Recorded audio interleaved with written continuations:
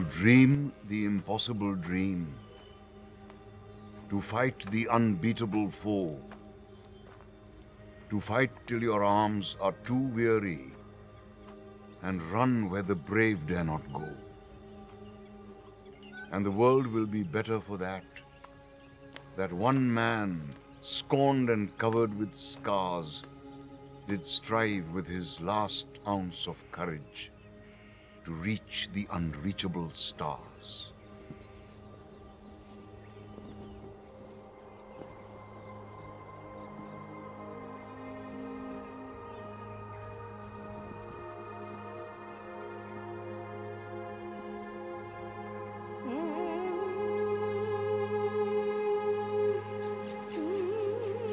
आज 70 वर्षांची झाल्यावर जेव्हा मी मागे वळून पाहते तेव्हा असे माणूसपणाच्या तेजाने झळाळणारे अनेक चेहरे दिसतात मला, ज्यांनी खूप खूप काही दिलंय मला. त्या सगळ्यातूनच एक झगझगीत चेहरा समोर येतो. तो असतो हमीद दलवाई यांचा.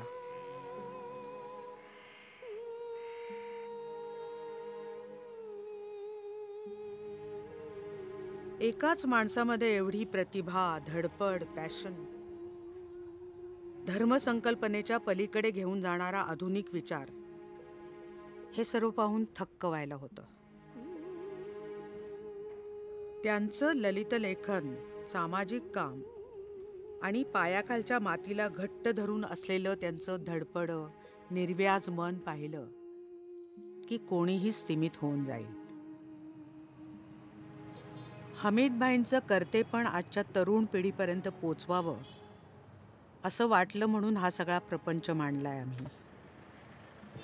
आणि तसंही कोई चीज अगर दिल को छू जाती है तो दिल भी उस चीज को छूने की कोशिश में लग जाता है. या प्रपंचात आमची सगळी मित्रमंडळीही प्रेमानं सामील झाली. हा आनंद फार मोठा आहे.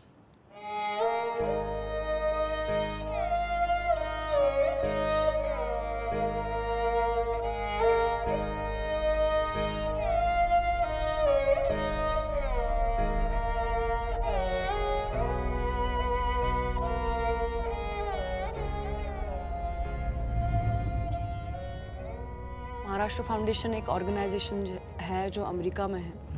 वहाँ के जो मराठी लोग हैं उनकी वो ऑर्गेनाइजेशन है, और यहाँ का साधना पब्लिकेशन. तो इन दोनों के सहयोग से अवार्ड दिए जाते हैं, महाराष्ट्र फाउंडेशन अवार्ड्स. तो पिछले साल उनका जो जीवन गौरव नाम का जो अवार्ड होता है, life time achievement you can say, तो वो अवार्ड दिया गया था हमीद दलवाई जी को. और माँ उस प्रोग्राम में गई थी और वहाँ पे उन्होंने मेहरुन्निसा भाभी, तो उनका भाषण सुना और शी वॉज वेरी टच्ड.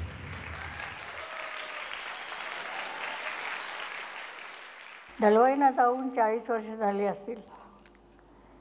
ते जिवंत असते तर संघटना कुठल्या कुठे गेली असती हे सांगता येत नाही.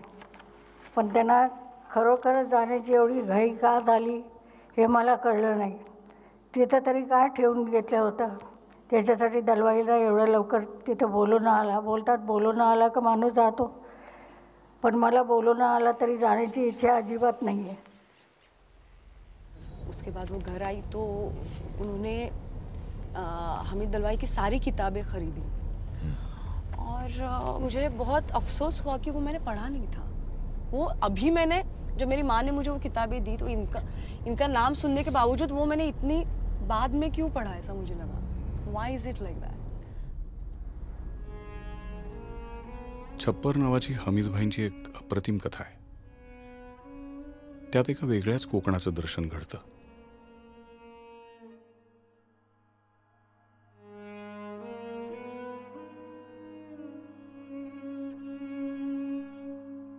उतरत्या खुजा छपराखाली अंधार,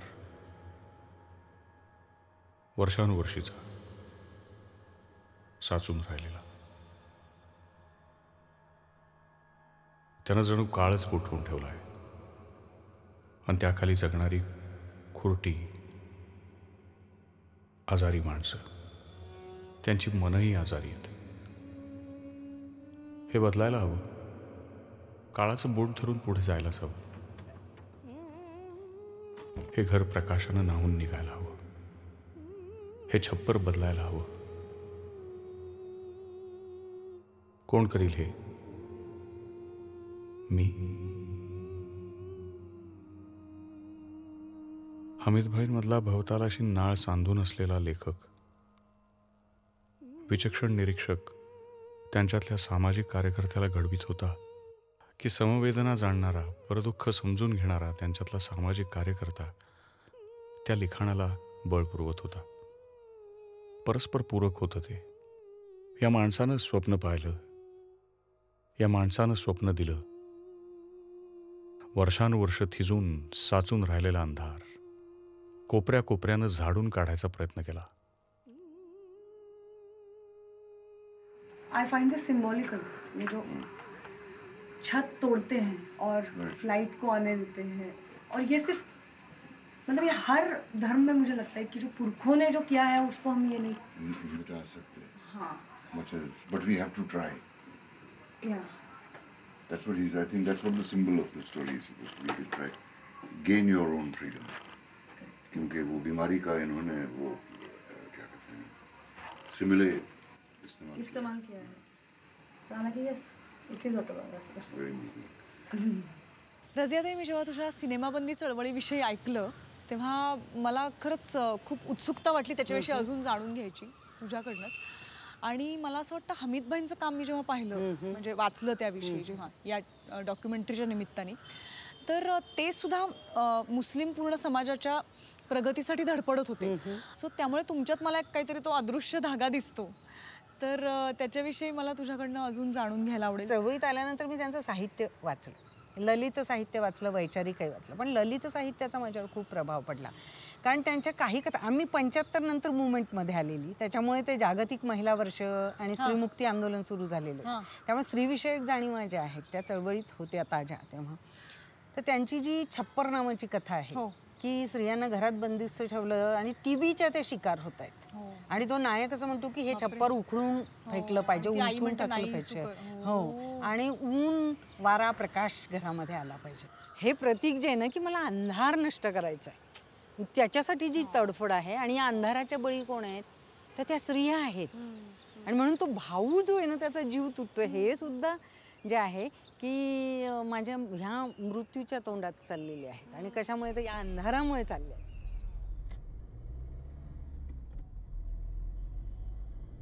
और वो उनकी कहानियाँ पढ़ी, एंड ऑफ कोर्स सर ईंधन फाइनली आए. हाँ, जिसका इंग्लिश में ट्रांसलेशन हो चुका है ना जी, दिलीप चित्रे ने किया है. और ये ट्रांसलेशन भी मैंने, मतलब अंग्रेजी हालांकि मैंने पढ़ा नहीं है, बट माय मदर वाज, बिकॉज उन्होंने दोनों पढ़ा है, मराठी और अंग्रेजी. शी वाज सेइंग कि It's a very good it's a translation. Very good translation, it's a very good translation. Original Marathi की कितनी ब्यूटी है वो तो मैं कह नहीं सकता, but the translation is very very powerful. और जो दुनिया हमीद दलवाई ने इवोक करने की कोशिश की अपने गांव की, इट हैपेंस ब्यूटीफुली.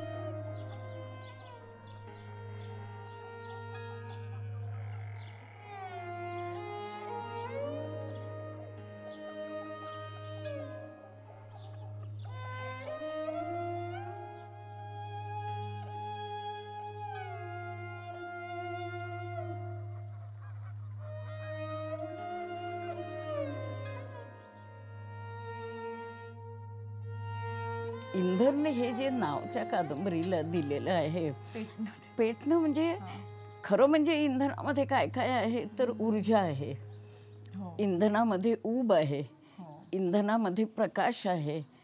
पण इंधनामध्ये असं काहीतरी धगधगतं आहे की ज्याच्यावर किंचित जरी ज्वालाग्रही काही पडलं तर त्याचा स्फोट होऊन सगळंच जळून जाईल. तसं एक प्रकारे या इंधनाचं झालं असं मला वाटतं. ती इतकी अनेक पदरी आहे, तसं लिहिणं हे नुसतं सामाजिक कार्यकर्ता पण जे त्यांचं शिवाय होतं, त्यातून ती कादंबरी आली नसती इतकी सुंदर. अशी अनेक पदरी सूक्ष्म नाती दाखवणारी, नात्यांची गुंतागुंत, व्यक्तिगत पातळीवरची नात्यांची गुंतागुंत, सामाजिक पातळीवरची गुंतागुंत, अनेक गटांचे एकमेकाशी असलेले संबंध, हिंदूंच्या मधली जातीयता आणि मुसलमानांच्या मधली देखील एक प्रकारची जातीयता, ह्या सगळ्याचा गुंता आणि सूक्ष्म अशा प्रकारचे पदर या कादंबरीला आहेत. आणि त्यामुळे ती कादंबरी फारच वरच्या दर्जाची कादंबरी आहे असं मला वाटतं. इंधनमधली भाभी जी आहे ती टोटल सेक्युलरिझम, पूर्णपणे सेक्युलरिझम किंवा एकात्मतेचं प्रतीक आहे. पण जेव्हा धर्मांध दंगली उसळतात तेव्हा सेक्युलरिझमचा किंवा धर्मनिरपेक्षतेचा किंवा एकात्मतेचा जो बळी जातो त्याची प्रतीक स्त्री जी आहे त्यांच्यावर हल्ला अत्याचार होतो एक स्त्री म्हणून, आणि ती बाई धर्मांध नाही, ती एकात्मतेचं प्रतीक आहे. तर धर्मनिरपेक्षतेवरचा हल्ला त्यांनी स्त्रीच्या वर होणाऱ्या हल्ल्याशी जो जोडलेला आहे, तर ते मला जाणवलं की स्त्रियांच्याबद्दलची एक खोल जाणीव आणि संवेदना जी आहे त्यांची मूल्यांच्या बद्दलची ती आहे, हे मला त्याच्यामध्ये दिसलं. I climbed the whole steep stretch of the road, and having reached the top, found myself completely out of breath. I remained there for a while, panting.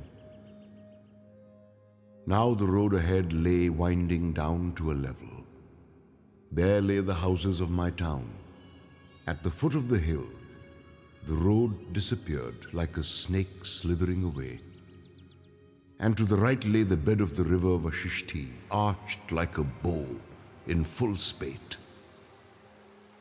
The wind that blew from the mountain in the west, that arrested its flow and made it arch like a bow, now began to hit me in the face. I walked on down the slope. By and by darkness fell, and when I was nearly home, it was pitch dark. त्यातला जो मी आहे ना, तर मला फार ते वाचताना गंमत वाटली आहे नेहमीच, की तो हृदरोगाने आजारी असलेला मी आहे. पण हृदरोग हे त्याचं शारीरिक वर्णन नुसतं नाही आहे, तर ते रूपकही आहे असं मला वाटतं. की खरोखर त्या हृदयाला, त्या मनाला हा आजार झालेला आहे की करू काय मी आता या समाजाचं, आणि या समाजाला अशा तऱ्हेनं ज्याला पाहायचं नाही आहे, ज्याला सलोखा हवंय, शांती हवी आहे, त्या हृदयाने करायचं काय, त्यांनी काय करायचं. तर ते यांच्या या लिखाणामध्ये फार चांगलं येतं. अशी एक संपूर्ण हतबलता आणि व्याकुळता या कादंबरीमध्ये आहे.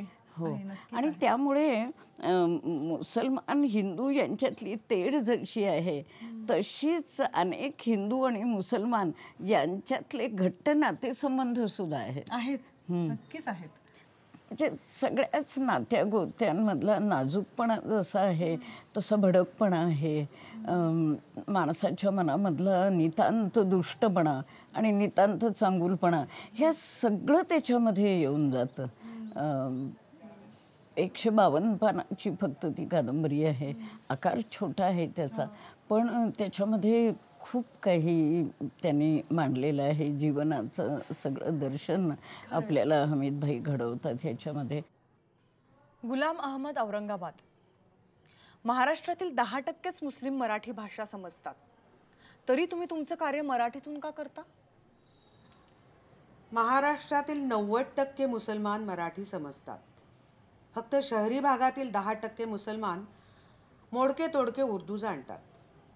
हे उर्दू देखील धावत धावत महावर लेने को गया किंवा झाडावरनं पडल्याबरोबर पाव फुट्या अशा पद्धतीने उर्दू बोलतात. हे उर्दू ऐकून लखनौच्या उर्दू भाषिकाला चक्क मूर्छाच येत असेल. गुलाम अहमद भाई, आमचे कार्य आम्ही मराठीत का करतो हे आता आपल्या लक्षात आले असेल. अजूनही जर बघितलं तर जगामध्ये किंवा भारतामध्ये सगळ्या मुसलमानांची भाषा प्रत्येक ठिकाणी वेगळी आहे, आणि म्हणून तर बांगलादेशसारखा देश निर्माण झाला. नाहीतर बांगलादेशला पाकिस्तानातून फुटून निघायला काही तसं कारण नव्हतं, पण अनेक कारणापैकी एक भाषेचं देखील कारण होतं. तर असे अनेक मुद्दे हमीदभाईंनी लोकांच्या समोर मांडले, त्याच्या बाबतीत आग्रह धरला आणि एका अर्थाने आधुनिक भारत निर्माण करण्याच्या दृष्टीने मुस्लिम समाजामध्ये जो विचार रुजवायला पाहिजे त्याच्यामध्ये एक पायाभूत त्यांनी काही मांडणी केली. अच्छा, उर्दू भी वो जानते लिखते पढ़ते लिखते उर्दू नहीं, उर्दू लिखते नहीं थे, थोड़ा बहुत पढ़ते थे, कम पढ़ते थे, क्योंकि यहाँ मराठी मीडियम में पढ़े वो, लेकिन एक सब्जेक्ट उर्दू में पढ़ाया जाता था। हाँ, एक राइट। पहले ऐसा था और वो सही ये थे। मैं बार बार मांग करता हूँ कि उर्दू स्कूलें निकालने से मुसलमानों का नुकसान होता है। आप उर्दू उनको एक सब्जेक्ट सिखाइए, वो उर्दू स्कूलें नहीं रहेंगी। लेकिन सरकार वो करती नहीं। सरकार को भी मुसलमान हिंदू अलग अलग चाहिए थे उनको, उनके कन्वीनियंस के लिए। और मुसलमानों ने अलग से प्रोटेस्ट किया होगा कि उर्दू तो हमारी ज़बान है, जो कि बिल्कुल बेवकूफ़ी की बात है। उर्दू बिल्कुल मुसलमानों की ज़बान नहीं है। उर्दू पंजाब की ज़बान है, उर्दू मध्य प्रदेश की ज़बान है, यूपी की ज़बान है। और हमीद भाई यही चाहते थे कि यहाँ के जहाँ हम बसे हैं वहाँ की जो भाषा है उस भाषा में हम व्यवहार करें। इसलिए हम हमेशा उन्होंने मराठी में लिखा और इतनी बढ़िया मराठी में लिखा। उनकी पहली शॉर्ट स्टोरी थी 10 रुपयाची नोट, 10 रुपए की नोट, बहुत ही बढ़िया। ये एक इसमें आई थी, मैंने मेरे ख्याल से लोकमान्य करके एक पेपर था, उसमें आई थी। तो हम सारे लोग, मेरे वालिद, मेरे चचेरे भाई, हम सब लोग ऐसे बैठ के रात को वो दिए के नीचे वो सारी पढ़ रहे थे वो 10 रुपए की नोट। और वो 10 रुपए की नोट इतनी बढ़िया कहानी है नसीर कि गांव के लोगों में भी एक कुटुंब जैसा जो एक माहौल रहता था उन दिनों। तो ये मुंबई से आया है लड़का और उसके पास थोड़े से पैसे लेके आया है, मुंबई से में कुछ कमाता है।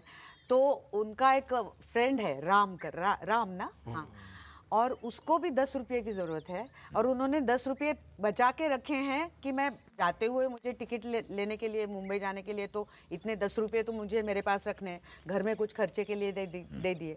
जब वो राम आता है और उसको 10 रुपये की ज़रूरत होती है तो वो पैसे निकाल के उसे दे देते, मेरे पास ये 10 रुपये है, ये low.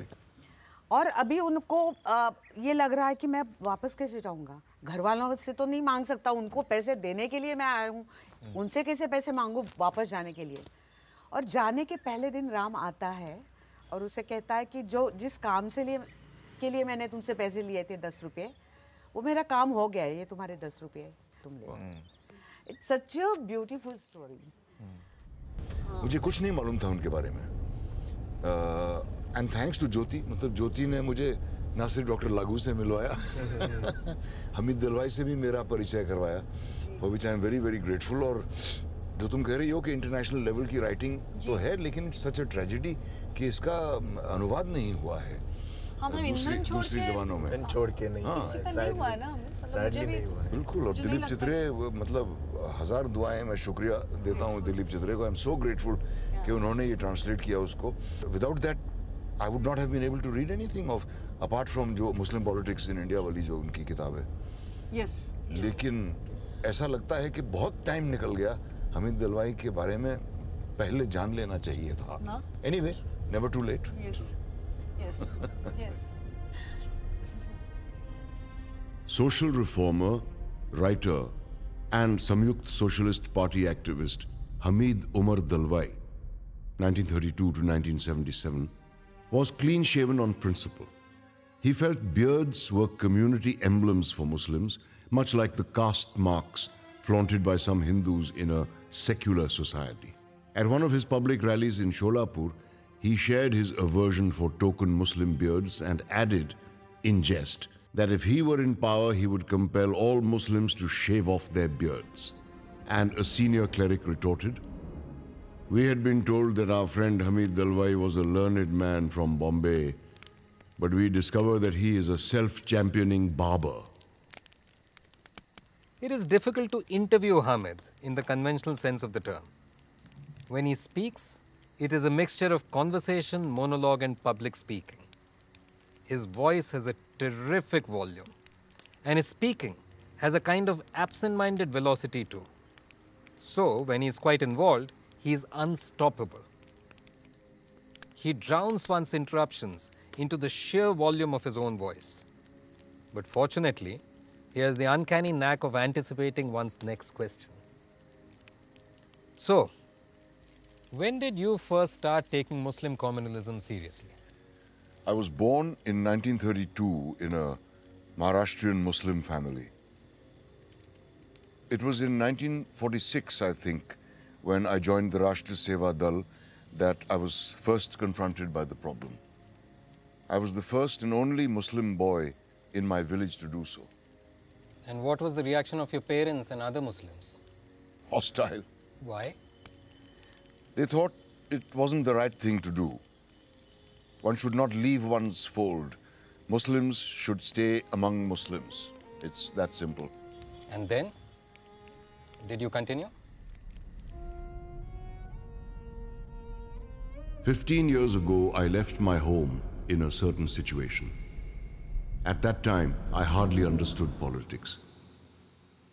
I was in the Rashtriya Seva Dal and wore a Gandhi cap on my head.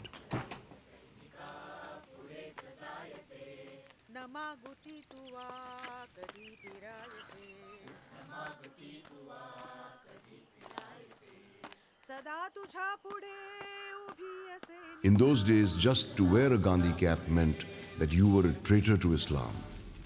Meanwhile, I became increasingly drawn into mainstream politics. By then, the mental distance between father and me had become too wide. When I told him about my decision to move to Mumbai, he did not object, but he did not approve of my decision. Hamid भाई inter तक ही पढ़े, inter pass नहीं हुए और फिर एक दफ़ा ऐसे इंटर की परीक्षा में बैठे थे तो मेरी बहन बताती थी कि है मैं क्या है वो क्या प्रोफेसर पढ़ाते हैं, मुझे उससे ज़्यादा आता है लेकिन नापास हो गए. साधारणतः तो 1962-63चा काळ असावा. वसंत व्याख्यान मला ते व्याख्यान असायचं, पण मी तिथे काही जाऊ शकलो नाही. पण दुसऱ्या दिवशी मला कळलं की ओपन सभा आहे नाना चावडी चौक ज्याला मानलं जातं नाना पेठेत, आणि तिथं हमीद दलवाईवर हल्ला होईल की काय म्हणून प्रचंड मोठा पोलीस बंदोबस्त ठेवला होता की हा इस्लाम विरोधी बोलतो, मुसलमानांच्या विरोधी बोलतो म्हणून. आणि ती सभा मी ऐकायला गेलो आणि मग ते माझं हमीदचं पहिलं दर्शन. ते घारे डोळे, ते गोरा चेहरा, ती असा हात लकबती, पॉज घेऊन जसं थांबतात तसं हमीद असा हात उडवून आणि तो पॉज घ्यायचा. मग लोक टाळ्या वाजवण्यासाठी तो पॉज घेतलेला असायचा त्यांनी. लोकांना मुद्दा पटला की लोक टाळ्या वाजवायचे. मी प्रभावितच झालो. एससीसी को मैं बैठा और एससीसी की एग्ज़ाम होने के बाद मुझे वहाँ मुंबई में बुलाया. मुंबई में बुलाया तो हमारा मजासवाड़ी करके जोगेश्वरी में बस्ती है, वहाँ एक चाली में 10 बाय 10 की रूम खाली थी और उसमें पहले ही भाभी थी, वो थे, फिर रुबीना छोटी थी तब उसमें रहती थी और मेरी बहन थी.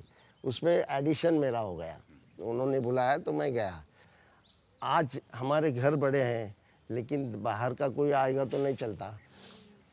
फैमिली की कंसेप्ट बदल गई ना. मैं कुछ मेरे फ्रेंड्स को बोलता हूँ कि वो 10 बाय 10 की रूम में मुझे बुलाया उन्होंने. हमारे इधर कोई भी आता था वो रहता था. सब लोगों के ऊपर बड़ा प्रेम करते थे. जितना मदद होएंगे उतनी मदद वो करते थे, लोगों से मदद भी लेते थे. ये सब होता रहता था.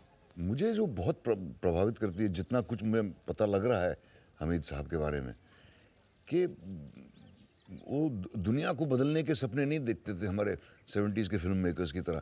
पहले अपने ऊपर उनके जो नज़दीक हैं, उनके फैमिली, क्योंकि जब आप अपने ही भाई बंधुओं का ख्याल नहीं रखते तो फिर प्रदेश के गरीबों का आप क्या ख्याल रखोगे. दैट वाज द मोस्ट फैसिनेटिंग थिंग कि वो प्रॅक्टिकल थे. त्याला माणूस वेलाळपणा, माणसाचं भयंकर प्रेम हे त्याच्यामध्ये होतं. आणि प्रत्येक कार्यकर्त्याने हे घेण्यासारखा गुण आहे की जिव्हाळा नसेल तर तुम्ही कोरडं काम सामाजिक आणि विशेषतः समाज बदलण्याचं हे करणं फार कठीण आहे. एकच गोष्ट पुन्हा पुन्हा सांगायची बाबांना सवय होती. तेच विनोद त्याच व्यक्तींना 10 वेळा सांगतील. मुंबईला असताना ते एशियाटिक लायब्ररीतनं वाचन करून माझ्या ऑफिसला यायचे. मग आम्ही पेस्तंजीचं आईस्क्रीम घेऊन उभे राहायच्या खाली बसायचो. तिथनं संध्याकाळी सखा पाटील त्यांच्या मिसेस आणि हे जायचे. ते आले की आम्ही उठून उभा राहायचा, नमस्कार करायचा. आणि मग आम्ही बाय द वे हा माझा मित्र विवेक पुरंदरे. 5-6 वेळा झाल्यावर सगळ्या पाटील म्हणले मी ओळखतो विवेक पुरंदरे. हे होऊन सुद्धा परत पुढच्या वेळेला सगळ्या पाटलांना झालं बाय द वे हा माझा मित्र विवेक. सय्यद भाई, हमीद भाईंचा तुम्हाला सहवास मिळाला, त्यांचं काम तुम्ही पाहिलं, त्याच्यातून तुम्ही स्वतःला प्रेरणा घेतली आणि त्यांचं लवकर अकाली निधन झाल्यानंतर तुम्ही फार मोठं काम केलं आणि त्या सगळ्या कामाचा अनुभव तुम्ही दगडावरची पेरणी या तुमच्या पुस्तकामध्ये मांडलेला आहे. तर आम्हाला सगळ्या त्या ह्याच्यावर बद्दल सांगा ना. इज अ टोटली फुल मॅट पर्सन. मानवी मूल्यासाठी, राष्ट्रीय मूल्यासाठी प्रचंड असं बोलणार आणि ते बोलायला लागले की 2-2, 4-4 तास, 8-8 तास बोलत असतात. अभ्यास मोठा होता त्यांचा. अभ्यास प्रचंड मानवी मूल्यांचा होता. धर्मनिरपेक्ष विचार करणं. माणूस रॅशनल बनला पाहिजे, तो विवेकवादी बनला पाहिजे. यासाठी 1-2 मिनटात होऊ शकत नाही, 2 दिवसात नाही, पिढ्याने पिढ्या काम चालत राहायला पाहिजे. म्हणून की मुस्लिम समाजात का काम करायचं, की आपला समाज यामध्ये भयंकर मागास. हमीद भाईंनी जी चळवळ सुरू केली ती मुस्लिमांचं भारतीयकरण व्हावं हा त्यामध्ये हेतू होता. पण त्याचबरोबर हमीद दलवाईंनी हेही सांगितलं होतं की भारतातल्या हिंदूंचं सुद्धा भारतीयकरण व्हायला पाहिजे आणि आजच्या परिस्थितीला या विचाराला फार महत्त्व आलेलं आहे. व्यक्तीच्या समानतेवर नवी समाजरचना अस्तित्वात यावी असे मला वाटते. अलीगड आणि बनारस या विद्यापीठांच्या नावातून अनुक्रमे मुस्लिम व हिंदू हे शब्द गाळण्यात यावेत व ती राष्ट्रीय विद्यापीठे म्हणून घोषित करावीत असे माझे मत आहे. स्त्रियांना पुरुषांइतकेच समान अधिकार असावेत म्हणून मी समान नागरी कायद्याचा गेली काही वर्षे सातत्यानं पाठपुरावा करतो आहे. सर्वांनीच कुटुंब नियोजन करावे इतकेच नव्हे तर ते सर्वांना सक्तीचे व्हावे असे माझे मत आहे. थोडक्यात या देशाचे शासकीय निर्णय कुठल्याही धर्मसमुदायाला काय प्रिय किंवा काय अप्रिय आहे किंवा काय मंजूर किंवा काय नामंजूर आहे यावरून न ठरवता या देशातील कोट्यावधी जनतेच्या आर्थिक आणि सामाजिक उन्नतीकरता काय आवश्यक आहे याचा विचार करून ठरवले जावे असे मला वाटते. How do Indian Muslims react to Muslims like you? Well, to most of them I am a sort of kafir, an infidel. How then do you expect to have any influence on them? I have hopes. For instance, Muslim girls and women in India do show an awareness of the iniquities of Muslim personal law. But this is a difficult task. I mean the task of secular integration. No political party in India is forthright enough to take steps towards eradicating communalism. They appease the Muslims. My own party, the SSP, is no exception. There has to be a non-party organization to tackle the problem. We have made a small beginning in this direction in the form of the Indian Secular Forum. You know, Hamid, I did my graduation from AMU, Aligarh Muslim University, और वहाँ हमारे एक professor थे social sciences के, professor Jamal Khwaja. Professor Khwaja had named his son Ravinder. And poor Ravinder Khwaja was always being asked कि तुम हिंदू हो कि मुसलमान हो. With a name like Hamid Dabholkar, I am sure आपको भी ये सवाल हमेशा पूछा जाता होगा. हाँ, बहुत बार अभी तक पूछा जाता है.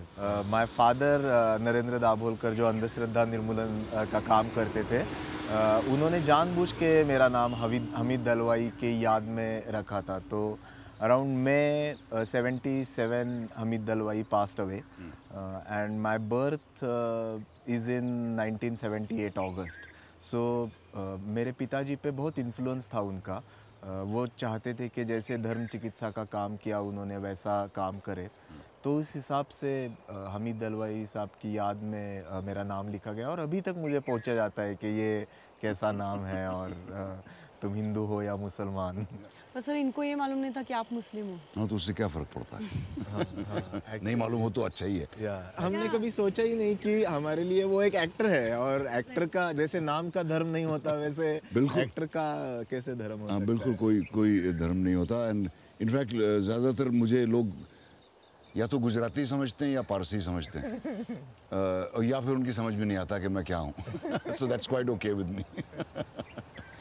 I'm born in a Muslim family, पर मैं बहुत ज़्यादा रीति रिवाज मानता नहीं हूँ, and I don't observe the traditional beliefs and things, I don't abide by them either. मेरी पत्नी हिंदू है, रत्ना, और मैं मुसलमान हूँ, और वो भी बहुत ज़्यादा पूजा वगैरह में बिलीव नहीं करती। मैं कभी भी मंदिर या दरगाह में नहीं जाता, और मेरे बच्चों का कोई धर्म नहीं है। धर्म से मेरा मतलब वो मतलब नहीं है जो राजधर्म हो, या because being religious has nothing to do with religion, you know. Being goodness has nothing to do with religion. True. I completely agree with you.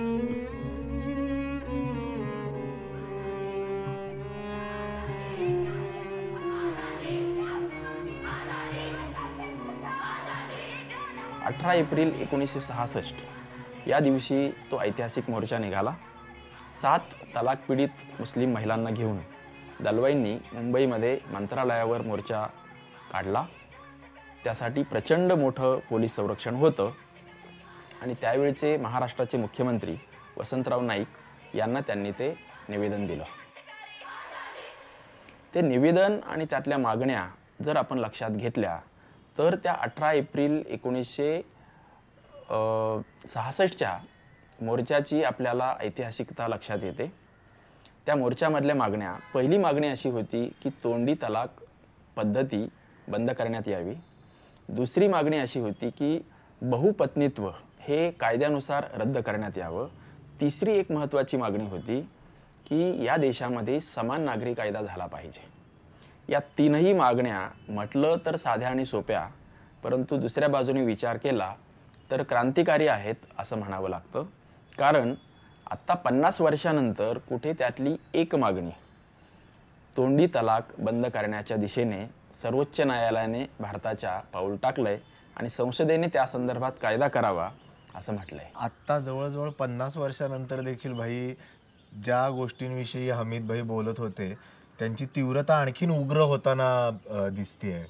जगामध्ये कधीही तलाक पीडित महिला एकत्रित आल्या नव्हत्या, त्यांनी आपले गारहाणं वेशीवर टांगलं नव्हतं, ते प्रथम मुंबईला झालं आणि त्याचे परिणाम कुठपर्यंत झाले? त्याचे परिणाम काही सनातनी मुस्लिम संस्था बदलल्या, तलाकच्या पद्धतीच्या विरुद्ध बोलायला लागल्या।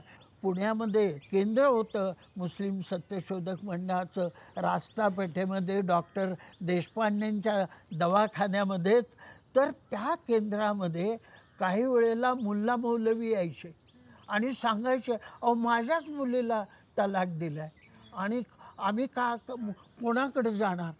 मुल्ला मौलवीसुद्धा मुस्लिम सत्यशोधक मंडळाच्या केंद्राकडे या प्रश्नासाठी यायचे।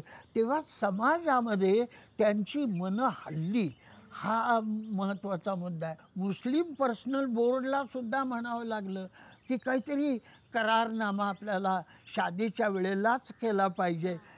तो काही पुरेसा नव्हता, पण जसं मुस्लिम पर्सनल बोर्ड झालं त्याप्रमाणेच ऑल इंडिया मुस्लिम महिला पर्सनल लॉ बोर्ड झालं आणि सुप्रीम कोर्टाने तलाक रद्द केला। ही काही सामान्य गोष्ट नाही।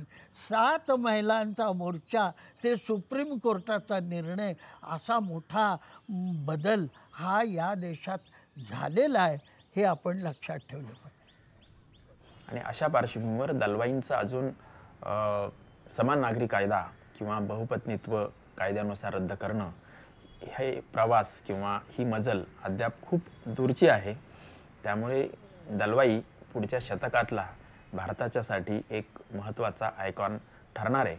गुहांनी त्यांच्या पुस्तकात दलवाईंचा समावेश हा शेवटचा 19वा आधुनिक भारताचा निर्माता म्हणून केला आहे आणि त्याचं शीर्षक द लास्ट मॉडर्निस्ट असंच दिलेलं आहे। I discovered Hamid Dalwai in the second-hand bookstores on the pavement outside Flora Fountain in Mumbai. And this must have been perhaps 20 years ago, at least 15 years ago. I was walking there and I saw, I always go, whenever I go to Mumbai, I go to Flora Fountain, I look at these bookstores which have got their wares on the road, and depending on what attracts me, I pick up a book. And I saw this title, Muslim politics in secular India.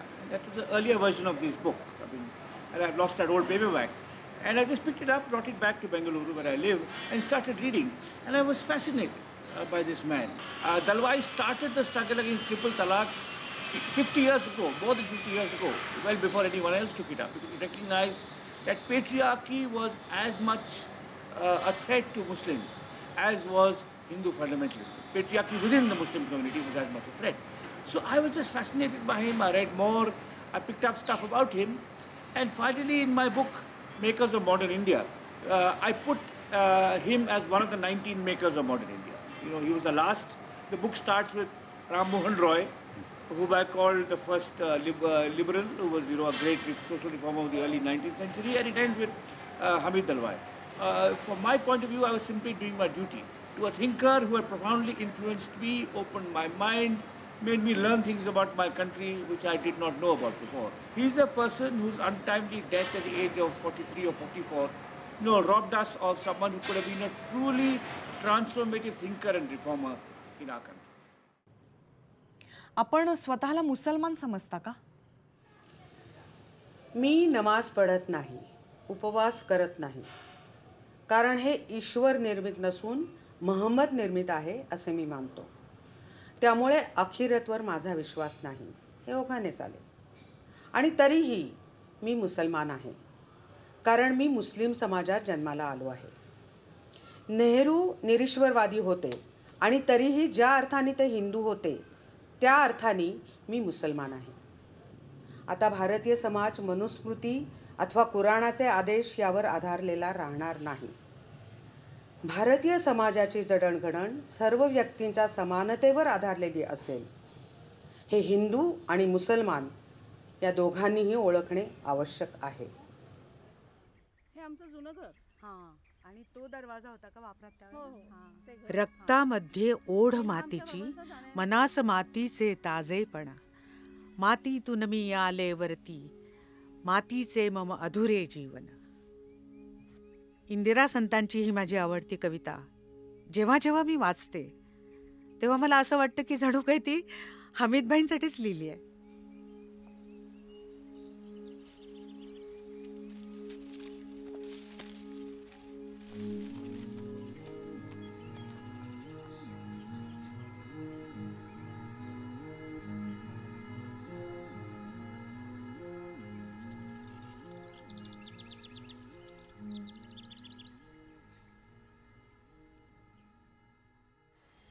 First and foremost, people must be made conscious that there is such a thing as fundamental human values, and these must be separated from religious values.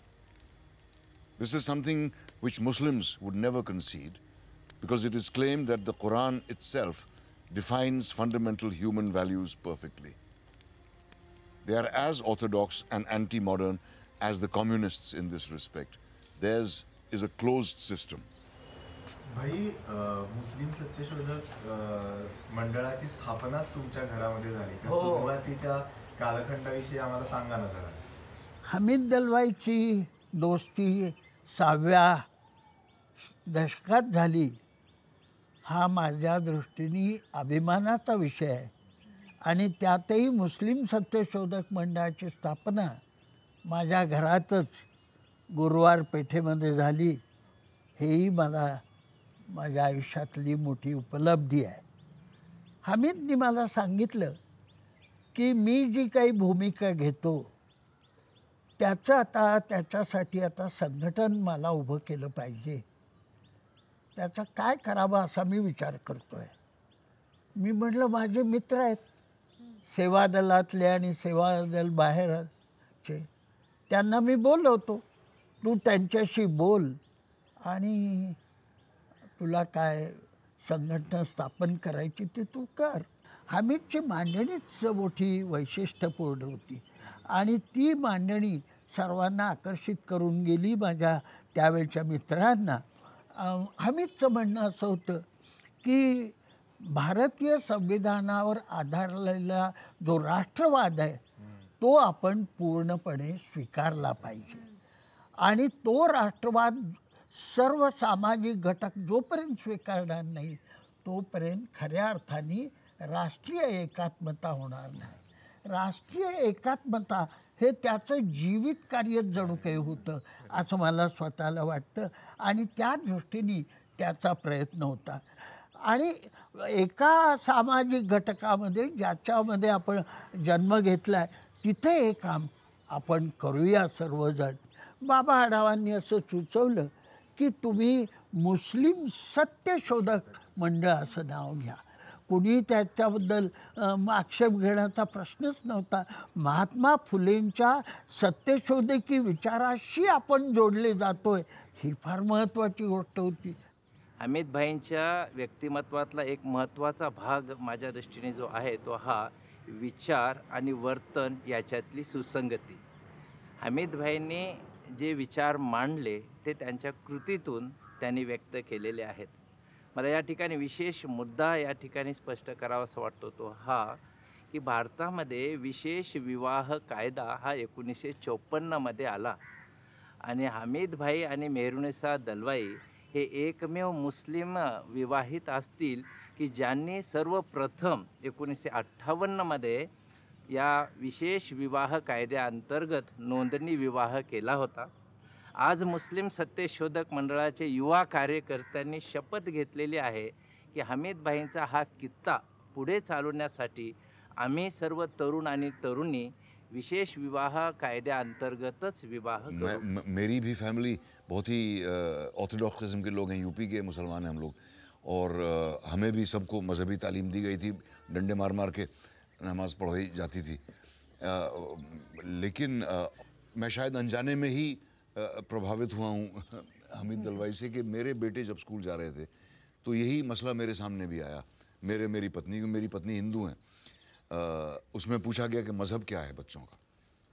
तो मैंने कहा मुझे तो मालूम नहीं है इनका मज़हब क्या है, ये तो खुद फैसला करेंगे जब बड़े होंगे, तो मैं ये कॉलम भरूंगा नहीं. तो उन्होंने कहा नहीं भरना पड़ेगा. तो मैंने कहा ठीक है मैं एक्टर लिख देता हूँ.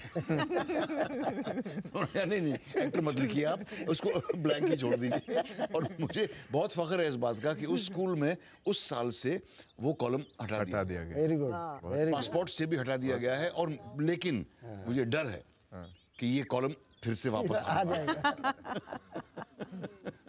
पासपोर्ट्स में और राशन कार्ड में और आधार कार्ड में आपको बताना पड़ेगा. तो जो आदमी कोई भी मज़हब को फॉलो नहीं करता वो क्या भरेगा उसमें. जैसे तुर्की में जब मैं गया वहाँ पता चला कि परसेंटेज है पॉपुलेशन का मुस्लिम्स, नॉन बिलीवर्स. हाँ, एंड नॉन बिलीवर्स का उतना ही मतलब आदर होता है जितना मुस्लिम्स या क्रिश्चियंस का या किसी और मज़हब का. दिस इज वंडरफुल. It's wonderful. और ये अतातुर्क की देन है तुर्की को. मैं समझ सकता हूँ कि हमीद दलवाई का नाम हमने बचपन में क्यों नहीं सुना था, या एडोलेसेंस में भी अलीगढ़ यूनिवर्सिटी में भी मैं पढ़ा. सिर्फ इतना मैंने सुना उनके बारे में कि वो आया था, उसको हमने भगा दिया. मैं स्टूडेंट था उस वक्त वहाँ पे, मुझे मालूम था हमीद साहब के बारे में. ये ऐसा है कि जो रिफॉर्मिस्ट हुए, सर सैयद अहमद के बारे में कहा मुसलमानों ने उनको एक्सेप्ट किया था, उसके बाद ही किया. मौलाना आज़ाद को कहाँ किया. मौलाना आज़ाद को ये दुख था, अगर मौलाना आज़ाद के साथ मुसलमान रहते तो आज ये हालत नहीं होती मुसलमानों की. मौलाना आज़ाद को एक दफ़ा एक पत्रकार ने पूछा कि आप इतने आलिम हो, आप कुरान शरीफ का तर्जुमा किए हो, ये सब होने के बावजूद भी, और बड़े कांग्रेस के नेता हो, तो इतना होने के बावजूद मुसलमान आपके साथ क्यों नहीं. तो उन्होंने जवाब ऐसा दिया, अक्लमंद हमेशा अकेला रहता है, भीड़ तो दीवानों के पीछे होती है. क्या बात. आता त्याच्यामध्ये मुस्लिमांचा विरोध वाढतच होता. म्हणजे मला आठवतं की मी आमदारकीला नगर शहरात उभा राहिलो तर आमच्या जनता पार्टीकडे बरेच मुसलमान होते. तर त्यांना काड्या घालून प्रश्न विचारा वगैरे असे मला प्रश्न होते की हमीद दलवाई तुमची मैत्री असेल तर तुम्ही निवडणुकीला उभे आहात तर आम्ही तुम्हाला का मत द्यावं. इतका विरोध होता की दलवाईंना विरोध होण्याचं कारण कोणतं होतं. कारण आम्ही तिथं जर नसल्यामुळे लावून तर लोकांना विचारलं का म्हणून असं काय बिघड आहे. मराठा समाजातले परित्यक्ता जर मोर्चा काढतात ते यांनी काढलं तर काय बिघडलं काय, त्यांचा प्रश्न आहेत. तेव्हा ते काय म्हणत होते, ते म्हणत होते की हा प्रश्न आहे आम्ही मान्य करतो पण आम्ही धर्माची चिकित्सा होऊ द्या म्हणजे लहान नाही. आणि सगळ्यात महत्त्वाचा भाग म्हणजे आपल्यापैकी फार कमी लोकांना माहिती असेल की ज्यावेळी राष्ट्रीय स्वयंसेवक संघाचे त्यावेळचे सरसंघचालक गोळवलकर गुरुजी निधन पावले आणि त्यांची श्रद्धांजलीची सभा पुण्यामध्ये आयोजित केली होती आणि हमीद दलवाईंना वक्ते म्हणून तिथे बोलवण्यात आलं होतं. आणि त्या सभेमध्ये गोळवलकर गुरुजी आणि संघाची भूमिका किती चुकीची आहे आणि किती देशविघातक आहे हे परखडपणे आणि निडरपणे त्या ठिकाणी जाऊन सांगणं हे सोपं नव्हतं, पण हमीद दलवाईंनी ते केलेलं आहे. किंवा हमीद दलवाईंची भूमिका जी होती एक हिंदुत्ववादी किंवा RSSचा एजंट किंवा हिंदुत्ववाद्यांचा चमचा ही भूमिका बरोबर नाही आहे. त्यांची भूमिका एकूण धर्मनिरपेक्ष होती आणि त्याच अर्थाने मुस्लिम समाजामध्ये देखील धर्मनिरपेक्षता रुजावी यासाठी ते आग्रही होते. अब जैसा वाजपेयी जी ने कहा कि हिंदुओं को भी एक हमीद दलवाई चाहिए, लेकिन द फैक्ट इज कि हिंदुओं को अगर हमीद दलवाई जैसा मिल गया तो उसको भी उतनी ही गालियां पड़ेंगी मारेंगे ना जितनी हमीद साहब को. हाँ, मार डालेंगे. नरेंद्र दाभोलकर को मारे ना, पानसरे साहब को मारे ना. लेकिन फिर भी जरूरी है ऐसा कोई आना. मला दुःख एवढंच आहे की दलवाई फार लवकर दलवाई फार लवकर गेला. कारण दलवाईंच्या सारखा इंटिग्रिटी असलेला आणि समाजाबद्दल प्रेम असूनही समाजाबरोबर संवाद लादणारा, बोला असं ते हे करणारा आणि परत तरीही त्या समाजाबद्दल प्रेम राखणार, म्हणजे हे त्यातलं.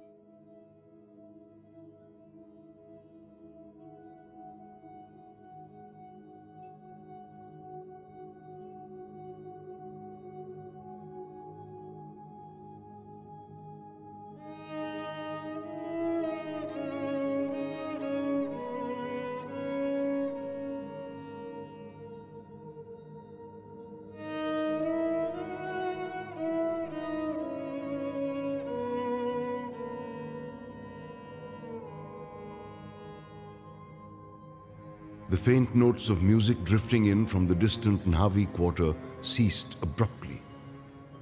The sound of shrill shrieks followed. Shouts, loud moans, groans and pained cries filled the air. Then someone shouted, "The Muslims attacked the Palki. A fight's broken out. Shut your doors and windows. Don't step out of your houses." "Bhabhi," I said to him, "she's not at home." And I started running more and more. I started climbing the hill in the dark over that steep and narrow footpath. I searched for Bhabhi. While looking for her, my eyes fell on the palki. Toppled, it lay on its side. The silver crown on the head of the goddess Mahalakshmi had fallen off. The metal vessels beside the image of the deity were wrenched out of place. The poles of the palki lay broken.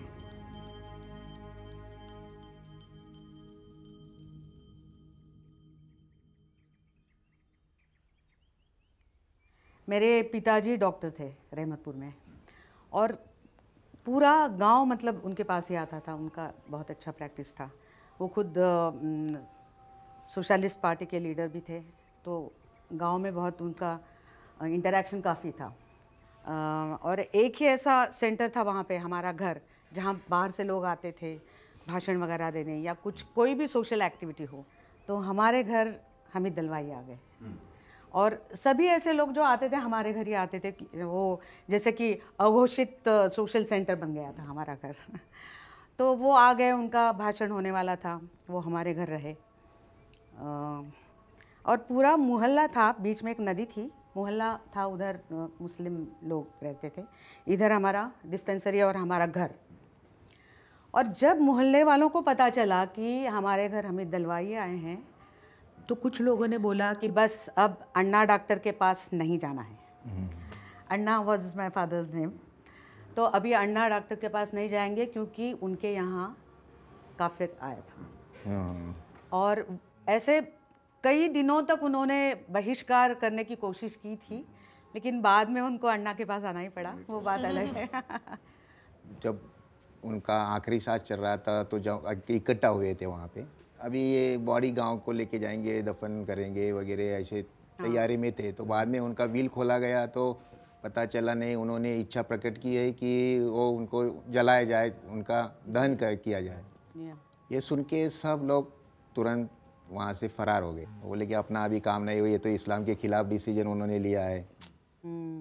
तो वो मेरी माँ और दूसरी उनकी बहन थी फातिमा, वो सब वहीं रहे। गांव में आने के बाद भी बहुत दिनों में से कुछ जो बाकी के रिश्तेदार थे वो थोड़ा बहिष्कार जैसे ही हमारे साथ वो सब सहना पड़ा। बर्ताव करते थे।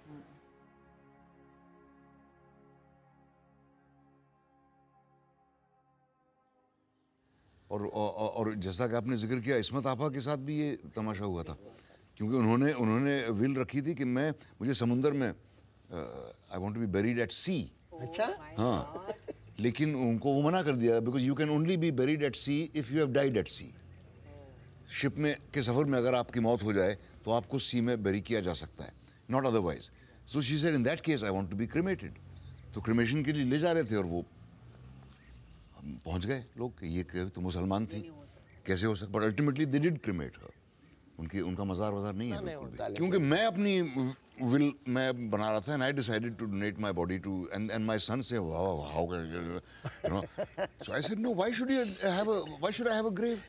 मेरे माँ बाप की कब्र है सरदना में, मैं 10 साल हो गए वहाँ गए हुए, और हर दफ़ा मुझे चुभती है बात कि मैं जाता नहीं हूँ, ख्याल नहीं रख पाता, कभी वो धंस जाती है, कभी कुछ हो जाता है, कभी कुछ हो जाता है। I don't want to leave any memorial behind. हाँ, यही बट माय चिल्ड्रन से कि नो, यही बात उनकी थी कि मेरे बाद कुछ मेरा रहना, कुछ नहीं रहना चाहिए अलावा मेरे काम के। खरंच आहे, माणूस गेल्यावर मागं राहतं ते माणसाचं काम, पण माणसाला काम करत राहण्यासाठी बळ देत राहणं हे त्याच्या सुहृदांचं, मित्रांचं कर्तव्य असतं. हमीदभाईंचं मित्रमंडळ खूप मोठं आणि वेगवेगळ्या थरातलं होतं, पण त्यांच्या अखेरच्या आजारपणात ज्येष्ठ नेते श्री शरद पवार यांनी ज्या शर्तीने त्यांना उपचार आणि सहाय्य मिळवून देण्याची पराकाष्ठा केली, ती केवळ अतुलनीय अशीच गोष्ट म्हणावी लागेल. लहान भाऊ थोरल्या भावासाठी जे जे करेल ते सर्व पवार कुटुंबियांनी हमीदभाईंसाठी केलं. त्याला राहायला जागा शरद पवारांच्या बंगल्यात होती मुंबईत. आणि नंतर मग त्यावेळेला आपले दाभोळकर, तुमचे देवरिता दाभोळकर हे कुलगुरू होते. मग आम्ही सगळेजण एस एम होते, त्यात सगळी मंडळी होती. त्याच्यामुळे एकच असं झालं की केवळ मुस्लिमातली नव्हे तर इतर समाजातले सुद्धा जी सेक्युलर किंवा थोडे म्हणणारी मंडळी, ही सगळी मंडळी त्याच्या भोवती आणि मग साधना किंवा याच्यात सगळं ते त्याच्या उभी राहिली, हे त्यातलं. आणि त्यांनी ते सांभाळलं. म्हणजे एस एम असतील, देवदत्त असे सगळे असतील, मित्रपरिवार त्यांनी तो सांभाळला. मग त्याला अशी झिंग नाही आली की आता काय आहे असं ते काही नव्हतं. तर तो त्याचे पाय जमिनीवर राहिले. हमीद दलवाईंना त्यांचा मृत्यू आल्याचं माहिती होतं, आपण जाणार आहे त्यांना कळालं होतं. मग त्यांनी त्यांची इच्छा व्यक्त केली की मुस्लिम सत्यशोधक मंडळाच्या माध्यमातून आपण खूप लढाया करतोय, काम करतो आहे, पण मुस्लिम प्रश्नांसाठी सखोल असं संशोधन पण झालं पाहिजे आणि यासाठी एका संस्थेची स्थापना करावी असं इच्छापत्र त्यांनी लिहून ठेवलं. हमीद गेल्याच्या नंतर मेहरुन्निसा दलवाई आणि त्या हमीद यांच्या सगळ्या सहकाऱ्यांनी मुस्लिम सत्यशोधक मंडळाचं काम नेटाने पुढे ठेवलं. आजवरही ते काम सुरूच आहे. काहीशा उशिराने हमीद दलवाईंच्या इच्छेप्रमाणे Hamid Dalwai Islamic research institute या संस्थेची स्थापना झाली. 25 वर्षांहून अधिक काळ ही संस्था संशोधनपर आणि प्रबोधनपर काम करते आहे. हमीदभाईंची जी पहिला मोर्चा आहे तो संवैधानिक अधिकारांसाठीच होता. ह्याच्याकडे आज आपण खूप लक्ष देण्याची गरज आहे. आणि त्यामुळे त्यांचा हा विचार जो आहे की ठीक आहे, धर्मश्रद्धेचा मुद्दा असू शकतो, पण संवैधानिक अधिकार हे नागरिकांचे अधिकार, मानवतेचे अधिकार म्हणून आपण संविधानाकडे बघितलं पाहिजे. तो विचार पुढे नेला पाहिजे असं मला वाटतं. दुसरं, त्यांनी त्यांच्या हयातीत, त्यांना फार नाही वेळ मिळाला, पण मुस्लिम शिक्षणाचा प्रश्न पण त्यांनी उचलला होता. तर हे जे मुसलमानांचे, म्हणजे मुस्लिम बाई आज काय म्हणते की माझे कोणते प्रश्न आहेत, तर शिक्षण, सुरक्षितता, रोजगार आणि कायदे. तर मला हे दिसतं की त्यांनी शिक्षणाचा प्रश्न त्यांच्या हयातीतच उचलला होता मुस्लिम समाजाच्या, की शिक्षणाशिवाय तरुणोपाय नाही आणि कसं शिक्षण असलं पाहिजे. त्यामुळे मला असं वाटतं की त्यांनी त्यांच्या छोट्याशा लाभलेल्या आयुष्यात त्यांनी जे काही केलं त्याच्यामध्ये एक दिशानिर्देश आहे आणि तो आपण नीटपणे समजून घेऊन ही चळवळ पुढे नेली तरच मला असं वाटतं की त्याला एक शक्ती किंवा अर्थ प्राप्त होऊ शकेल.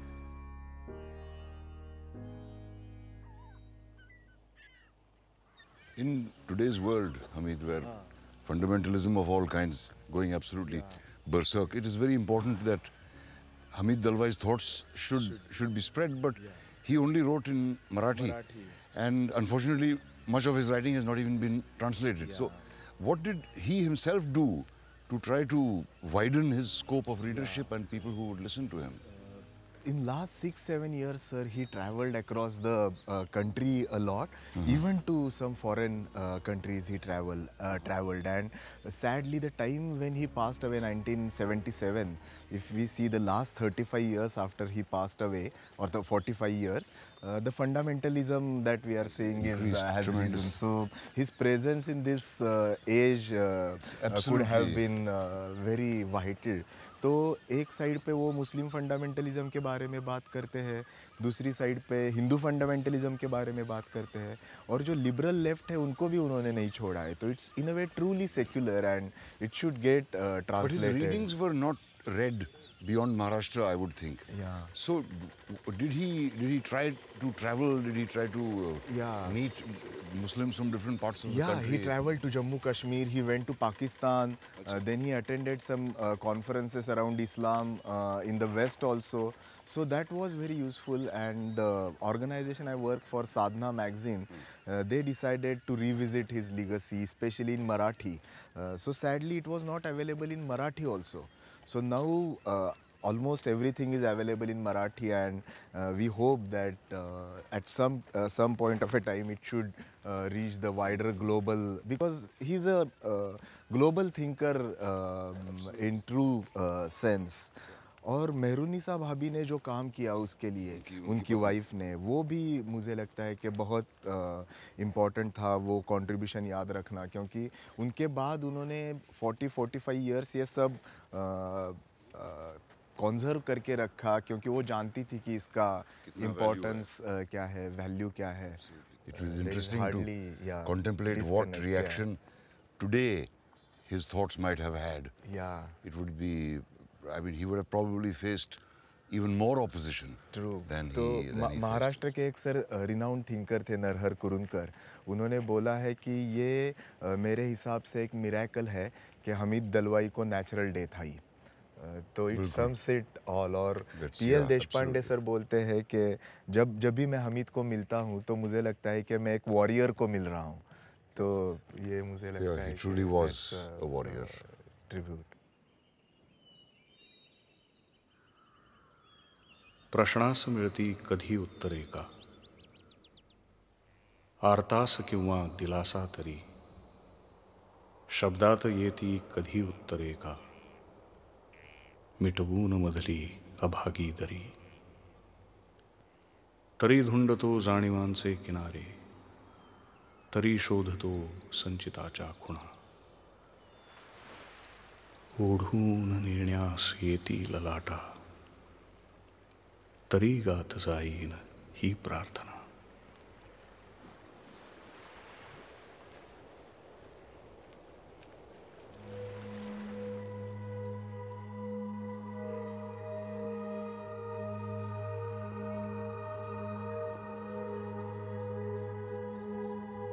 भारत की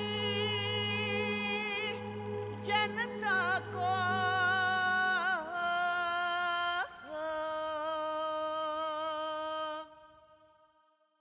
एक रूप होने की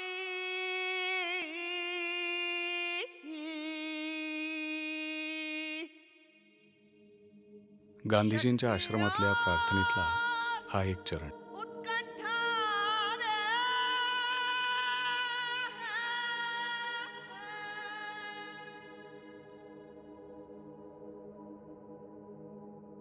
महात्माजींनी प्रेम, दया, करुणा, श्रद्धा या मूल्यांच्या आधारे समाजाला मानवतेच्या मार्गाने पुढे नेण्याची पराकाष्ठा केली.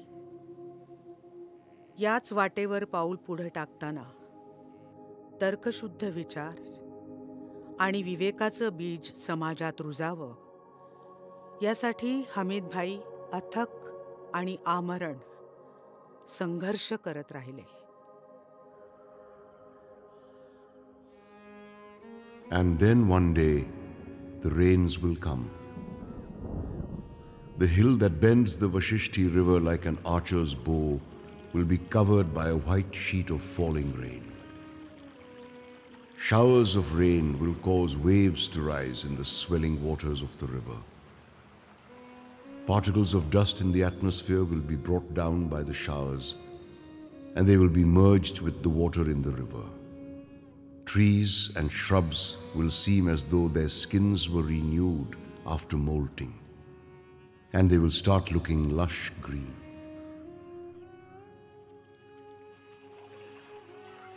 As the soil gets drenched, it will give off warm steam at first, and then it will be cooled. Slowly, the air will acquire a touch of chill. Then cascades of rain will continue to fall day after day. The entire valley will start looking green and fresh.